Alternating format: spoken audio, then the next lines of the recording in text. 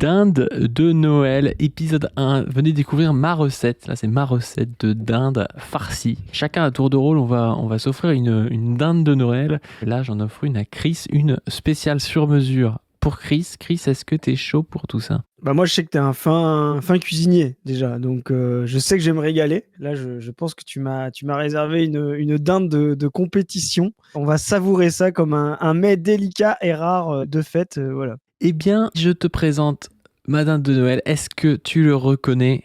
Est-ce que tu reconnais notre bon vieux Eric? Oh là là, la vraie gauche, cet homme. Dans une interview Frontière, sortie il y a un jour quand on tourne, mais sortie peut-être il y a une semaine quand vous allez le voir, une semaine voire 2 semaines, Éric Nolot, Mélenchon veut détruire la France. Rien que ça, tu vois. Sobre, classique et sobre. J'adore Éric Nolot parce que c'est le gars. En fait, par miroir, il a réussi à apparaître pour de gauche. Et un jour, il faudra faire le procès de Laurent Ruquier quand même. Il a réussi à apparaître pour de gauche parce qu'il avait Éric Zemmour à côté de lui sur un plateau. Dès que tu enlèves Éric Zemmour, tu te rends compte que les deux sont d'extrême droite. Et je sais pas si tu te rappelles, mais il a son petit rond de serviette à Frontière, là, comme on dit maintenant, parce qu'on avait déjà fait un react avec Zoé sur Nolo à Frontière qui... Ah non, mais il a son Frontière. Lui, avec Onfray, ils ont leur rond de serviette parce que je pense que c'est pour le pluralisme, c'est les deux gauchistes qui veulent bien inviter, c'est Éric Nolot et Michel Onfray, tu vois. Alors, c'est la gauche nationale socialiste, tu vois. J'ai une anecdote. Michel Onfray, quand il a voulu lancer Front Populaire, tu sais, il était avant la moïsation, tu vois, c'est vraiment un confus de base. Michel Onfray, il a dit, je vais faire Front Populaire et ça va être un média où on va inviter des gens et de droite et de gauche pour montrer que le clivage, il est bidon. Enfin, tu vois, tout ce qu'on entendait, ces conneries de l'époque. Et lui, pour lui, il a invité comme gars de gauche Kuzmanovic, tu vois. Alors, Kuzmanovic est venu quelques fois et même Onfray s'est dit, mais en fait, il dit que des trucs de droite, en fait. J'invite pas des gauchistes. Et il est plus revenu parce que même pour Onfray, ça faisait pas assez illusion que c'était la gauche, en fait. Et depuis maintenant, ils ont personne de gauche, quoi. Et oui, parce que si tu veux, ces mecs-là, les Kuzmanovic, même les Onfray, et même les Nolo. Bon, Nolo, je pense qu'il est plus droitier même que Onfray et Kuzmanovic. Ouais, c'est ça. On va le voir là. Ah oui, c'est sûr. C'est des gars dont la matrice idéologique, c'est de dire on est de gauche, mais d'abord, il faut refaire la France, il faut refaire l'éducation nationale, il faut plus de discipline, je sais pas trop quoi. Et en fait, du coup, ils te sortent des espèces de vieilles valeurs transhistoriques, indépendamment de la lutte des classes, indépendamment de tout ce que tu veux, de dire il faut d'abord que la France redevienne la France et puis après on fera des trucs de république sociale. Sauf qu'en fait, quand tu penses ça, bah, tu es dans un espèce de pacte non dit avec les gens qui font passer les intérêts nationaux avant les intérêts de classe, qui font passer de l'autoritarisme, qui font passer plein de trucs pour essayer de mater la population. Même si, et moi, Kuzmanovic, je pense qu'il croit vraiment à ce qu'il fait, tu vois, parce qu'en fait, en vrai, ce qu'il a, enfin, à part s'il croyait qu'il allait pouvoir se faire de la thune et tout, enfin, je pense pas qu'il a fait ça pour se faire de la thune, tu vois, de se mettre à dos une partie de la France insoumise avec une ligne. Je pense qu'il y croit vraiment, tu vois. Mais sauf qu'en fait, sa ligne, c'est une ligne de cocu, c'est une ligne où tu te crois de gauche, et tu donnes des armes qu'à des mecs de droite ou des gars qui disent pas forcément de droite mais qui au fond sont de droite et servent l'ennemi de classe, tu vois. C'est toujours en faveur de la bourgeoisie son truc. Kuzmanovic a le mérite d'être pas un opportuniste, quoi. Il avait des idées, il y a cru, il a fait son truc qui est catastrophique, quoi. Mais République souveraine, qui est parti vraiment droitier, mais vraiment de pire en pire, hein, et même des anciens de République souveraine nous le disent, mais c'est des gens justement qui en fait ont une idée de la gauche ahistorique, transhistorique. Ils ont une idée de la gauche, tu sais, genre la gauche de la Troisième République, mais en 2025. Mais en fait, ils se rendent pas compte que cet anachronisme-là fait que des valeurs, des modes de pensée d'une époque sur une autre deviennent droitières, en fait. Voilà, ça n'a aucun sens. Ces anachronismes-là rendent des choses de droite. C'est comme si tu disais, mais en fait, il n'y a pas d'extrême droite en France. Parce qu'en fait, historiquement, l'extrême droite, c'est les monarchistes qui sont contre la République, tu vois. Ah ouais, bah du coup, c'est bon. Tu vois ce que je savoir, je sais avec la géographie, il y a des trucs qui peuvent être de droite en France et de gauche autre part. Je sais pas, par exemple, la politique d'un type de centre en France, tu vois, tu la mets aux États-Unis, c'est peut-être une politique de gauche, hein. Ouais, bien parce sûr, que les mecs sont beaucoup plus, tu vois, beaucoup plus droitiers, tu vois. C'est leur rapport à la politique, c'est leur modèle social, etc. Voilà, par exemple, le port d'armes aux États-Unis est une valeur individualiste, libérale de liberté que pour eux, ils pensent de gauche, en fait. Hein. C'est paradoxal, quoi. Yes, bon, on va partir sur notre dinde de Noël. Du coup, j'ai eu du mal à faire des timecodes. Ce que j'ai noté, c'est banger avant 20 minutes, en gros. C'est-à-dire 40 minutes. Le début, c'est vraiment banger, c'est vraiment que des dingueries et tout. Donc là, il répond juste aux journalistes de Frontières qui dit, vous avez écrit ce livre sur Mélenchon, expliquez-nous pourquoi, quoi.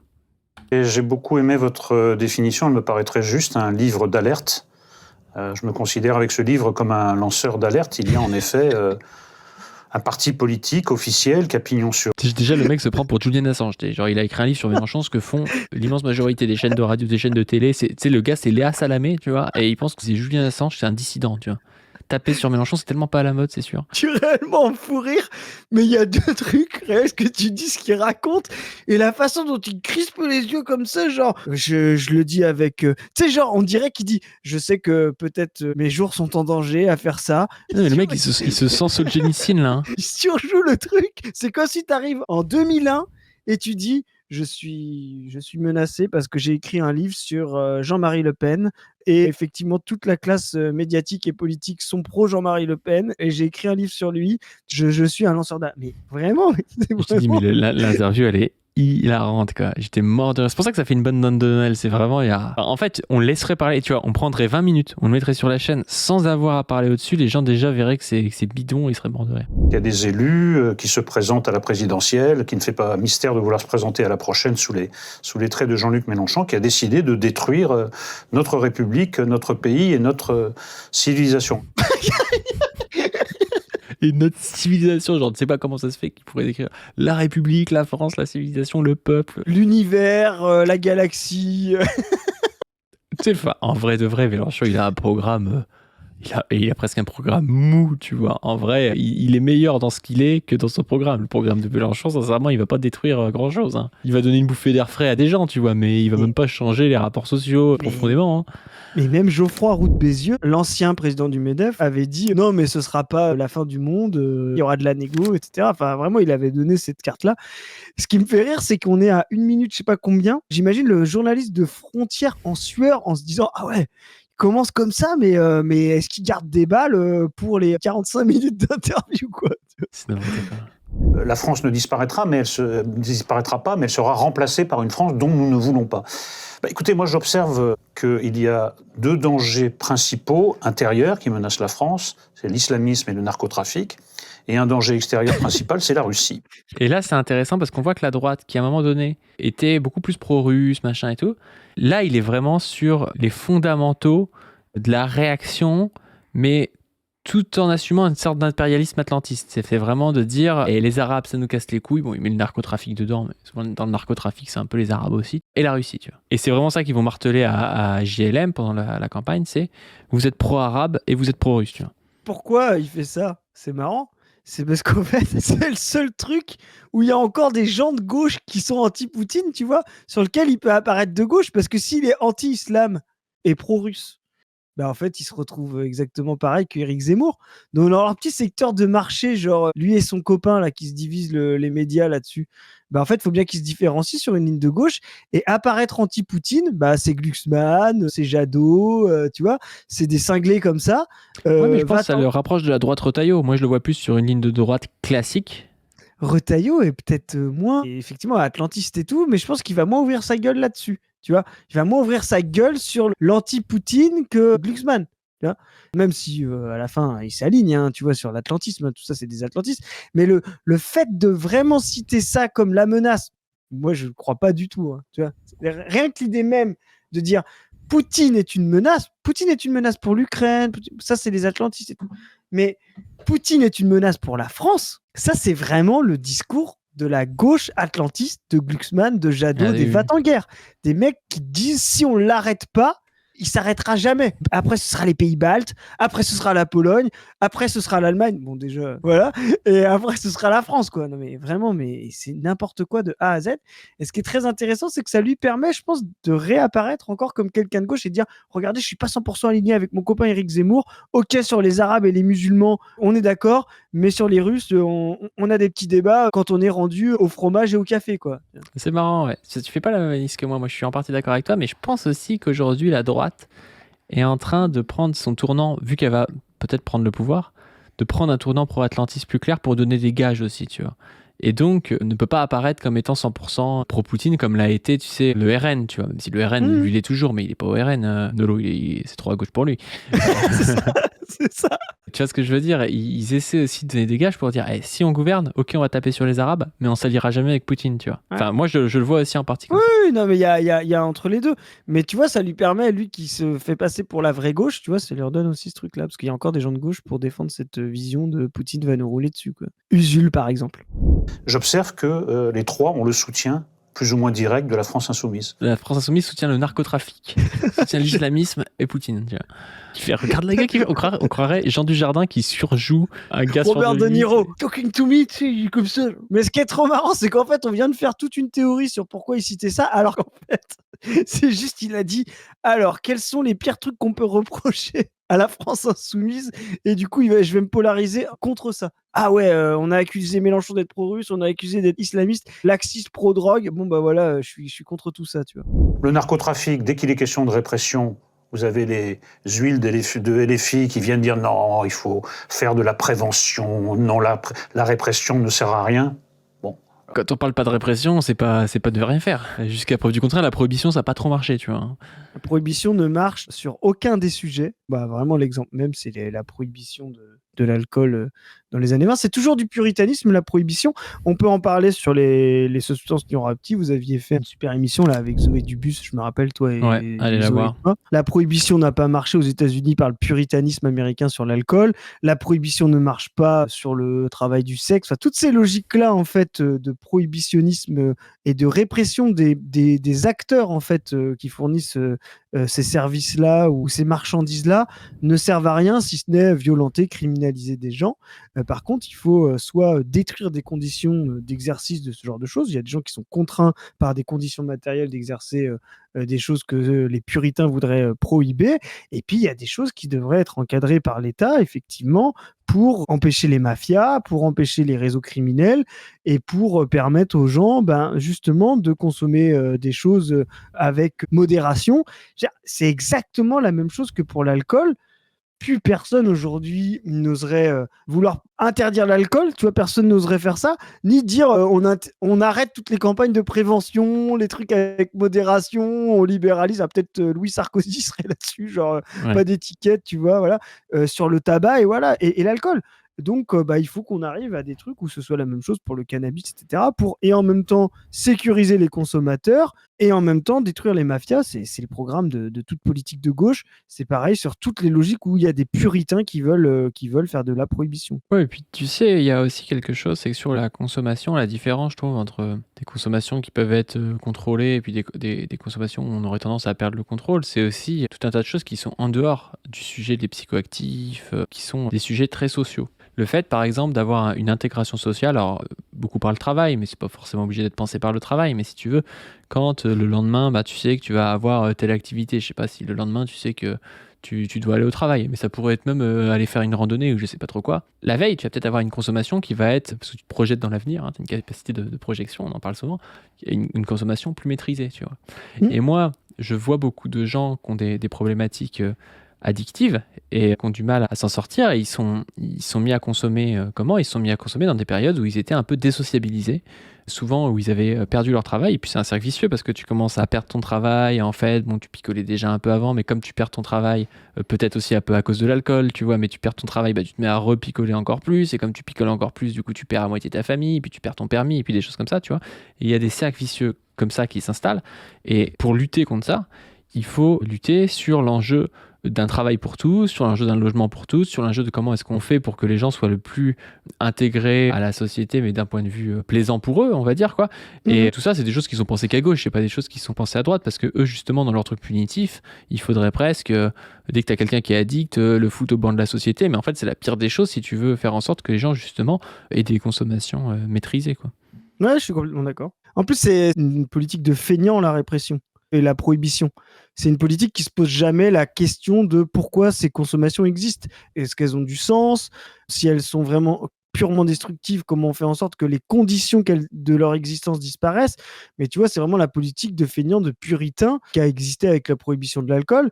C'est des femmes bourgeoises, des hautes sociétés bourgeoises qui détestaient l'alcoolisme qu'ils trouvaient chez les ouvriers, alors que c'était leur mari qui les exploitait. Et l'alcoolisme a toujours été extrêmement important chez des ouvriers qui, justement, buvaient pour supporter les conditions d'exploitation et sociales extrêmement violentes du capitalisme du début du siècle, de l'usine, quoi.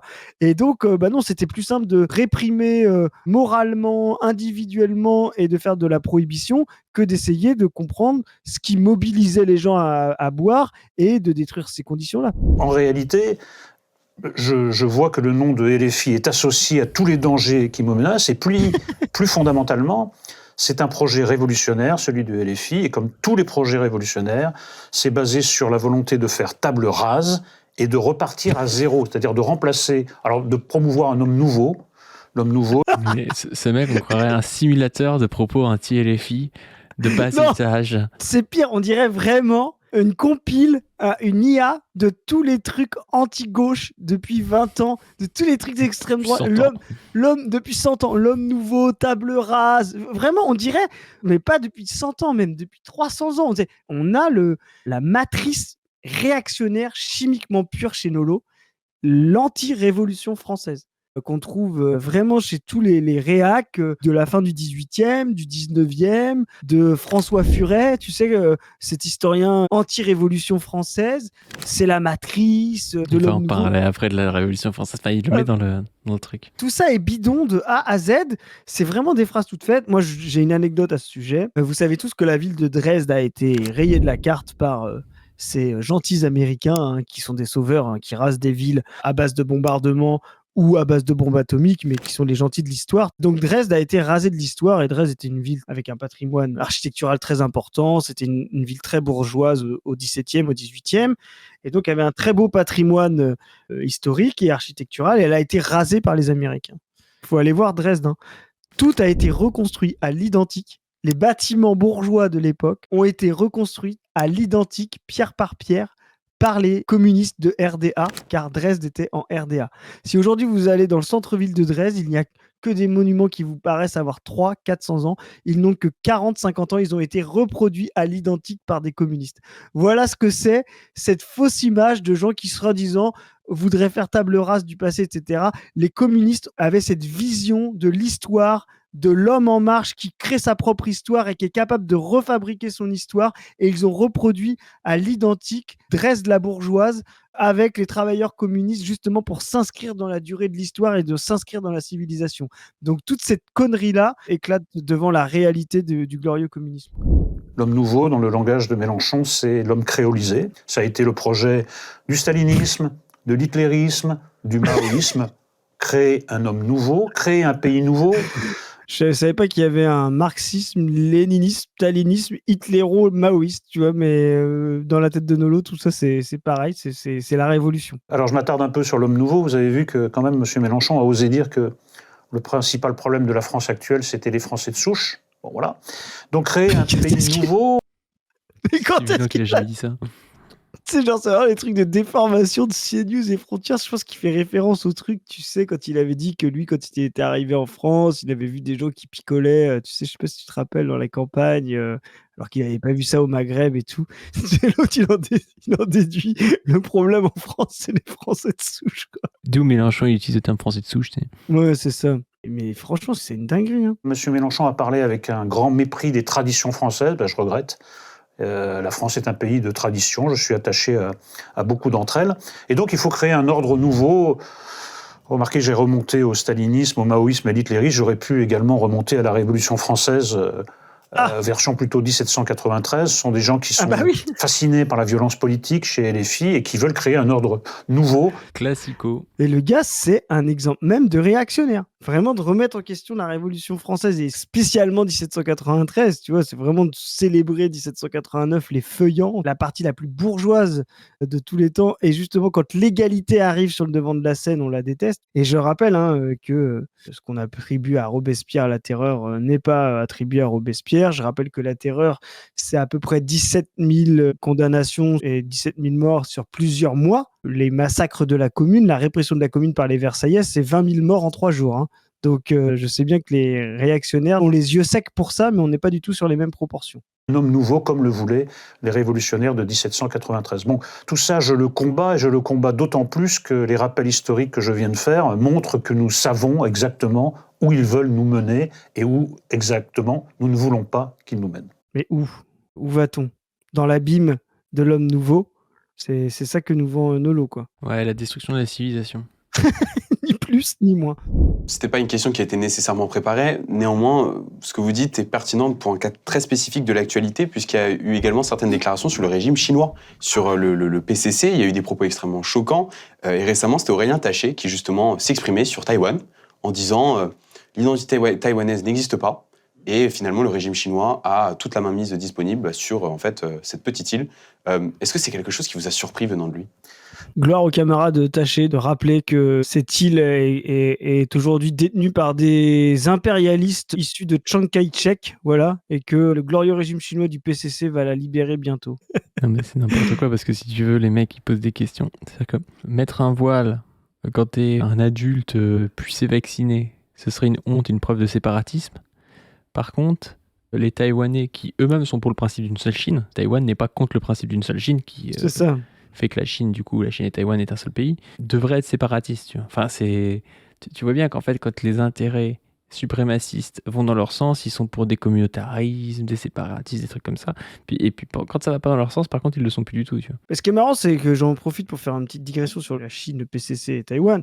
Il y a encore du travail à faire sur l'anti-impérialisme quand même, parce que moi j'ai vu des gens traiter Mélenchon et la FI de... Je rappelle que la France ne reconnaît pas le régime de Taïwan, qu'il est issu de ce qu'on appelle le Kuomintang, qui est un parti nationaliste réactionnaire, pro-impérialiste et pro-atlantiste, de Chiang Kai-shek, opposé à la révolution populaire et communiste. Comme tu l'as dit, il y a effectivement tout un tas de gens qui sont pour l'unité de la Chine avec Taïwan. Et il y a des gens qui ont traité la FI d'impérialiste parce qu'elle soutenait la réunification de la Chine autour de Taïwan. Alors, Taïwan est une place forte des États-Unis dans le monde. Donc vraiment traiter Taïwan d'unité anti-impérialiste, c'est comme si demain, et donc tous les gauchistes là qui sont soi-disant pro-Taïwan par anti-impérialisme, vraiment, c'est comme si demain les Comores voulaient reprendre Mayotte et vous parliez d'impérialisme comorien sur Mayotte contre l'impérialisme français. Oula, mais ça s'oppose à l'autodélibération du peuple de Mayotte qui veut rester sous l'impérialisme français, et donc ce serait de l'impérialisme comorien. Ouais, vraiment, c'est ridicule, quoi. Non, ça ne me surprend pas. Ce sont des gens, je vous l'ai dit, qui croient à la violence, qui croient à la force, qui ne croient pas à l'ordre international. Tout peut se changer par la violence, par la révolution. Et on rappelle que ce gars était un soutien du génocide en Palestine à J0, tu vois, contre le droit international, pour la violence et tout ça. Même pleurer sur des plateaux devant des fake news évidentes et tout, tu vois. Mais aujourd'hui, il est contre la violence, enfin la soi-disant violence de la Chine sur Taïwan, parce qu'en réalité, je vois pas la violence qu'il y a actuellement sur la Chine sur Taïwan, tu vois. Il peut y avoir des déclarations, des trucs comme ça, mais ça n'a rien à voir avec le génocide en Palestine, tu vois. Ben c'est ça, et de la même manière que finalement, il y a très peu de violence expansionniste chinoise. Même Hong Kong, il y a eu effectivement des troubles pour des raisons qui sont un peu complexes, mais vraiment pas plus que les Gilets jaunes en France d'ailleurs. Pour finir sur ce sujet, la FI, c'est le parti qui a le plus rappelé ce qu'était le droit international pendant cette période génocidaire israélienne. Qui continue d'ailleurs, qui a le plus rappelé ce qu'étaient les règles internationales à Poutine, à l'Ukraine. Lui vient de tout un historique d'impérialisme soutenu, tous les régimes anti-communistes soutenus par l'impérialisme, qu'est le régime, les États-Unis, qui va partout, sans règles internationales, et que lui valide à chaque fois. Donc vraiment, venir nous dire ça, c'est vraiment la honte absolue. Des gens qui sont totalitaires, non seulement dans l'esprit, mais dans l'âme. Donc ils sont à genoux devant tous les totalitarismes. C'est quoi la différence entre l'esprit et l'âme? De gauche, alors évidemment, le totalitarisme de droite, ça, c'est pas bien, c'est vilain, c'est méchant, mais le totalitarisme de gauche, c'est formidable. Vous voyez, là c'est tous ceux qui nous disent oui, il faut arrêter de taper sur les camarades dès qu'on débat. Parce que quand on débat avec Nicolas Framont, par exemple, quand on débat avec des trottes, on ne débat pas de manière agressive ou quoi que ce soit. Ah non. Dès qu'on débat là-dessus, mais vous voyez la balle dans le pied qu'on se tire quand on commence à dire ouais, le totalitarisme, et tout, ça se retourne contre nous tout le temps. Sauf si vous n'êtes pas révolutionnaire. Mais si vous êtes révolutionnaire et que vous voulez changer le système économique, c'est-à-dire avoir une approche systémique des choses, on vous dira toujours que vous êtes totalitaire. Pourquoi ? Parce que vous voulez changer la totalité des choses. Ça ne veut pas dire faire table rase, mais ça veut dire avoir un mouvement de transformation, non pas une petite réforme par-ci par-là, mais un mouvement de transformation globale. Vous serez toujours totalitaire.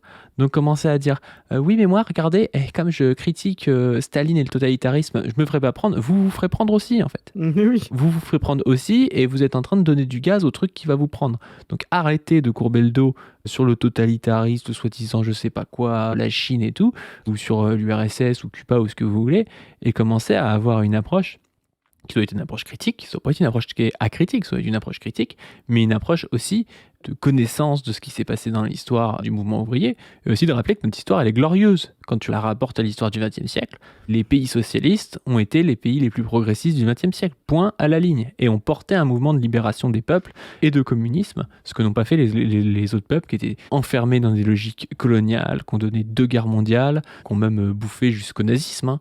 Enfin voilà, il n'y a vraiment pas photo entre les régimes socialistes au XXe siècle et les régimes capitalistes.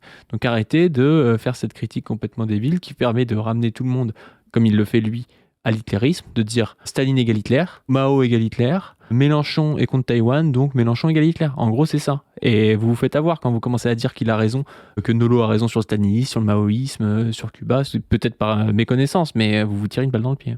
Ah, mais c'est sûr. En plus, c'est même pas un concept, c'est un concept creux, c'est un concept purement polémique, idéologique. Je veux dire, tous les historiens sérieux savent que c'est un faux concept, le totalitarisme, même des gens qui n'ont rien de communiste ou qui n'ont rien de révolutionnaire, quoi. Oui, je renvoie à la conférence de Chapoutot et de Ingrao sur le totalitarisme, où ils détruisent ce concept.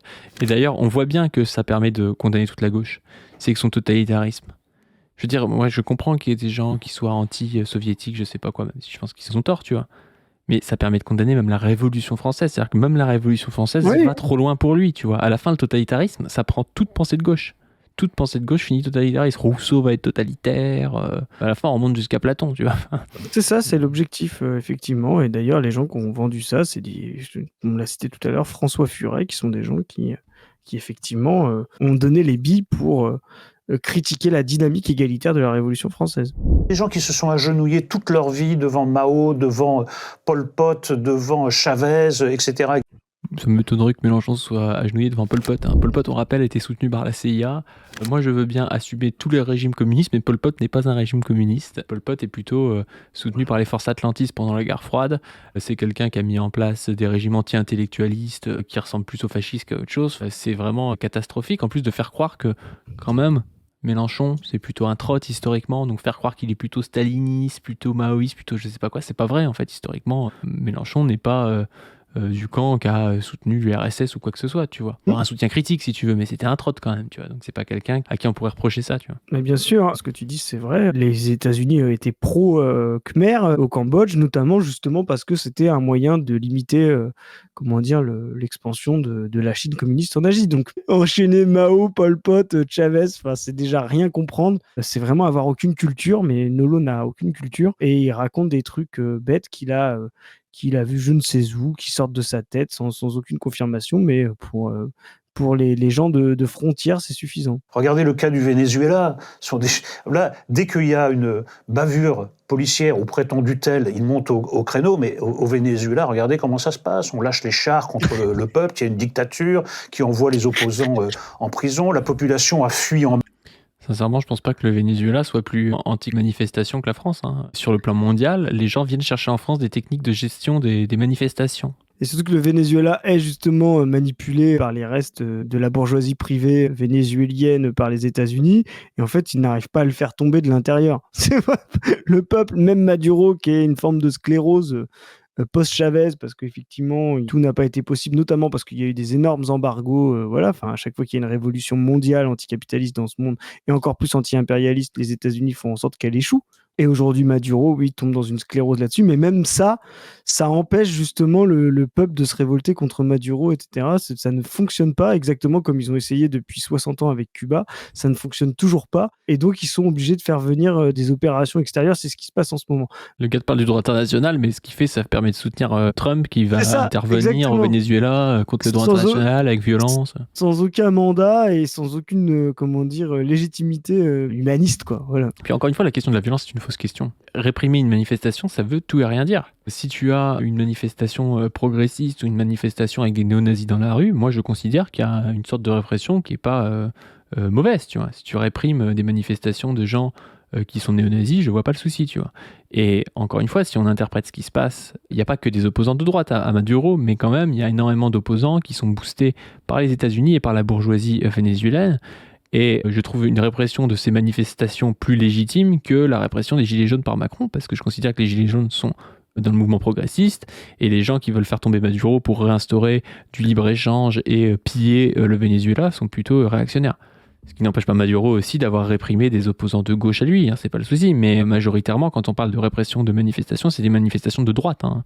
Masse, mais tout ça est merveilleux, et non seulement c'est merveilleux, mais ça doit être l'avenir de la France. Le Venezuela doit être l'avenir de la France. Bah excusez-moi, je n'adhère pas.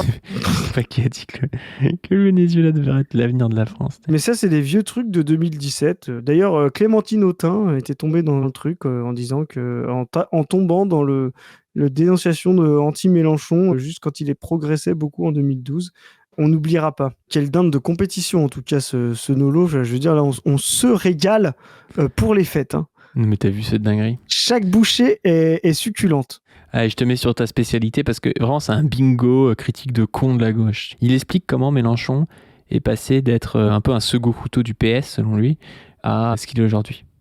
Il vaut mieux être le premier dans son village que le deuxième à Rome. Jean-Luc Mélenchon a médité ça, et un jour, je pense qu'il y a eu une épiphanie dans sa vie. C'est la note du think tank Terra Nova en 2011. Terra Nova dit, écoutez, le peuple vote mal, parce que le peuple vote à droite et même à l'extrême droite. Il faut changer d'électorat et changer de peuple. Alors on vire le prolo, on vire l'ouvrier, et on prend les minorités sexuelles, les minorités progressistes, et surtout... C'est vraiment la boucle, hein, c'est vraiment le... J'attends la chute parce que je sens que je vais rigoler. C'est vraiment du sous-Zemmour. Il dit la même chose que Zemmour, mais 20 ans après, en moins bien, tu vois. Les populations issues de l'immigration, et désormais, nous ne parlons pas au prolo, nous parlons uniquement à ça. Et c'est ce qu'a fait Jean-Luc Mélenchon. Alors le problème, c'est que quand on parle à ce genre de personnage, on ne peut pas s'arrêter en chemin. Il faut toujours en rajouter dans la... On a fait plein de trades là-dessus. Enfin, tout ça est bidon. Alors, je sais pas pourquoi il parle de premier dans son village. Voilà. Enfin, je suis désolé, mais Terra Nova, c'est postérieur à Mélenchon qui part du PS. Ça voudrait dire que Mélenchon est parti du PS en anticipant la note de Terra Nova 3 ans avant. Et donc, Nolo nous apprend effectivement que tu savais que les immigrés ou les musulmans n'ont pas de classe sociale, ou les jeunes n'ont pas de classe sociale. Ce sont des gens qui sont unidimensionnels, qui a les prolos d'un côté et les musulmans de l'autre, et les prolos ne sont jamais catégorisés par de la religion ou des tranches d'âge. Vous n'avez pas d'âge quand vous êtes prolo, et quand vous êtes musulman ou jeune, vous n'avez pas de classe sociale, vous ne participez pas à la production. Enfin, ça, c'est la bêtise de Terra Nova, de croiser des catégories qui normalement ne se croisent pas entre elles. Mais ça fait 20 ans que les rouges-bruns nous racontent ces conneries-là sur Terra Nova, quoi. Enfin, 20 ans. 15 ans. Un parti qui, s'adressant à des Français de souche, leur dit « Vous êtes le problème, vous devez disparaître de l'histoire ». D'ailleurs, tu sais pas quand est-ce que la fille a dit ça. Ouais, la ligne de la fille, c'est de dire aux Blancs, vous devez disparaître, tu vois. Suicidez-vous les Blancs, quoi. un peu ironique, parce qu'il y a eu une scène assez spectaculaire où Rima Hassan a expliqué en public à Mathilde Panot, la porte-parole, que son temps était compté.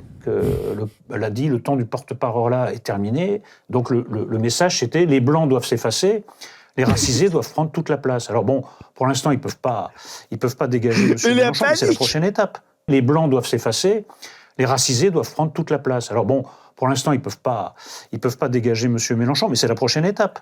Si vous voulez, les racisés, les islamistes, en réalité, prendront un jour le contrôle total de la France insoumise et en feront le cheval de Troie, Troie en l'occurrence étant notre République, notre pays et notre civilisation. Mais t'as vu le truc de baiser, le gars te dit, Rima Hassan dit le temps du porte-parole est terminé. Elle dit pas ça contre Mathilde Panot. Elle dit le temps du porte-parole pour porter la parole des racisés, c'est bien que ce soit des racisés qui la portent, tu vois. Mais bien sûr. Ça paraît évident, tu vois. Elle dit pas Mathilde Panot doit être virée de la France insoumise, tu vois. En plus, lui dit Mathilde Panot, elle est porte-parole, elle est pas de porte-parole, elle est chef du groupe parlementaire. Donc, bref. Et lui dit, et en fait, déjà, Rima Hassan, c'est des islamistes, tu sais pas pourquoi, tu sais. Et ils peuvent pas encore dégager Mélenchon, mais t'inquiète, ils vont le faire, tu vois. Genre, les islamistes vont dégager Mélenchon de la France insoumise. Mais ce qui est oufissime, c'est que le gars, si tu veux, il est pire que Zemmour, quoi. Enfin, vraiment, il dit des trucs, mais que même Zemmour, que Zemmour dit, ou dit plus rarement que lui. Allez voir la commission d'enquête parlementaire face à Mélenchon pour aller voir à quel point, mais ça n'a aucun sens. Ça n'a aucun sens concret. Les rapports de la commission montrent que c'est bidon, et ça n'a aucun sens. Nous, on l'a montré en termes de matrice intellectuelle. Allez voir nos capsules là-dessus. Ça ne peut pas rentrer dans la France insoumise. L'islamisation, ça n'a aucun sens. Et d'ailleurs, tout le monde l'a compris dans la commission parlementaire. Alors ça, c'est intéressant. Tu sais, on l'avait vu avec Copé et tout. Je pense que ça va devenir de plus en plus ridicule. Je pense que les gens de droite sérieux, après constater la réalité du monde musulman, la réalité de la pratique religieuse qui est très, il le rappelle, Mélenchon, malikite, c'est-à-dire finalement assez soumise aux lois temporelles du pays où ils vivent, les gens, etc. Enfin, vraiment avec cette séparation du temporel et du spirituel. Même des gens comme Copé commencent à comprendre que c'est bidon, tu vois. Et je pense vraiment que ce délire sur l'islam ne va plus qu'être porté que par des bozos comme Nolo, et même des gens de droite sérieux vont comprendre que tout ça c'est de la clownerie et que ça ne servira pas à faire des majorités pour pouvoir gouverner. Je pense à un Copé beaucoup plus malin qu'un bozo comme Nolo, et même des gens vont se dire non mais enfin, et ouais, il faut vraiment des cinglés comme lui pour pouvoir rester dans cette paranoïa là. C'est vraiment de la clownerie, quoi. On finit juste sur un truc, c'est quelle est la stratégie de Mélenchon pour 2027 ? Nous, on a le sein graphique, on a fait des analyses, mais on a l'analyse d'Éric Nolot qui dit ce qui va se passer pour 2027. 2027 promettant d'être son dernier tour de piste présidentielle, il va lâcher les chevaux ou les chiens, selon l'expression qu'on préfère. Et là, je vous assure qu'il va aller très très loin en actes et en paroles pour séduire l'électorat islamiste. L'électorat islamiste, dont on rappelle que c'est 8 mosquées en France, ça aurait une importance pour gagner une élection présidentielle où il faut genre avoir 10 millions de suffrages au premier tour. Enfin, c'est n'importe quoi. On dirait qu'il y a une réserve de voix islamiste. Non, mais même dans les pays musulmans, l'islamisme est minoritaire. On est dans un pays de tradition séculière et chrétienne. C'est vraiment la pire stratégie d'être islamiste pour être élu, en fait. C'est vrai. Mais regarde, il y a un outil principal qui permet la conquête du pouvoir. Pour exploiter ce qui est devenu l'outil principal de la conquête du pouvoir pour lui, c'est-à-dire l'antisémitisme. Et voilà. Bon bah du coup, grâce à l'antisémitisme, Mélenchon va arriver à être élu. C'est une clownerie, c'est pour ça que c'est une dame de Noël. Il n'y a même pas vraiment d'analyse à faire, c'est juste bête, tu vois. Enfin, c'est juste un gars. On croirait que, ouais, comme tu dis, on croirait qu'il délire, sincèrement. On croirait qu'il a un problème, le gars, tu sais. On a un type qui raconte n'importe quoi, et les gens, frontières, c'est encore plus des clowns. Je veux dire, normalement, tu dois sortir de cette interview, tu dis, on va pas publier ça. Je veux dire, même eux sont capables de voir qu'en France, aujourd'hui, tu peux pas être antisémite, revendiqué. Ils viennent de l'extrême droite, ils le savent. Tu vois ce que je veux dire ? Tu peux pas être antisémite, revendiqué et dire que ça va me favoriser l'appui des médias et de la population. C'est littéralement le truc qu'on matraque, et à juste titre, tu vois, H24, mais qu'on instrumentalise H24 pour pouvoir faire taire des gens. C'est-à-dire, vraiment, c'est comme ça qu'on a fait taire des gens qui voulaient soutenir la dignité palestinienne, la résistance palestinienne et tout. L'antisémitisme est réel dans ce pays. Je dirais même il est résiduel, mais ça, on pourra en parler plus profondément. Mais son instrumentalisation est la chose la plus instrumentalisée. On l'a vu dans la commission d'enquête, ils ont essayé de le faire à Mélenchon. Prisca Thévenot a essayé de le faire. Mais je veux dire, à quel moment ? Ou alors, ils considèrent que la France est totalement antisémite.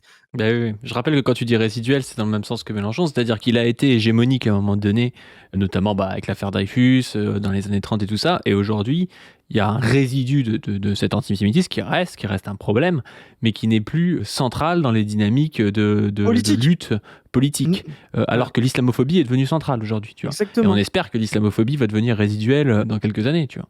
On espère d'abord qu'elle sera résiduelle, puis ensuite qu'elle disparaîtra, parce que l'antisémitisme résiduel, pareil pour l'antisémitisme. C'est notre lutte progressiste de faire disparaître les résidus de l'antisémitisme aujourd'hui. Mais si on parle de résidus, c'est justement qu'à un moment donné, il était massif, et que c'était une benne de déchets qui servait, qui a servi jusqu'au pire, jusqu'à l'éradication de juifs pendant l'occupation, et qui était au centre de toute une dynamique politique à droite, le mot racisme, etc., l'affaire Dreyfus, etc. Aujourd'hui, il est résiduel, ça veut dire qu'il reste des préjugés antisémites, mais on ne peut pas les mobiliser pour faire politique. C'est déjà une avancée. On espère qu'il disparaîtra totalement. Voilà, c'est ça. Oui, aujourd'hui, tu prends Sora les Zemmour, les deux sont racistes. Sora les mis au banc de la société parce qu'il est raciste envers les juifs principalement. Zemmour passe à la télé parce qu'il est raciste envers les musulmans principalement. Exactement, c'est vraiment la différence entre les deux, quoi. On espère une société où les deux seront mis en banc de la société, où on sera dans le totalitarisme.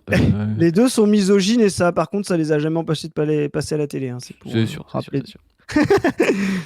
Bon, sur ce, n'hésitez pas à nous dire ce que vous avez pensé de cette première dinde de Noël. Est-ce que vous vous êtes régalé? Est-ce que ma dinde était bonne? Franchement, j'attends les autres dindes là, des repas avant le 25 là, mais déjà là, c'est du bon niveau pour finir l'année et pour se mettre en jambes. Hein. Yes, n'hésitez pas à donner sur le Tipeee, à vous abonner à toutes les chaînes. Comme d'habitude, tout ça est en lien en description. Et sur ce, on vous dit à plus. Salut les gens. Say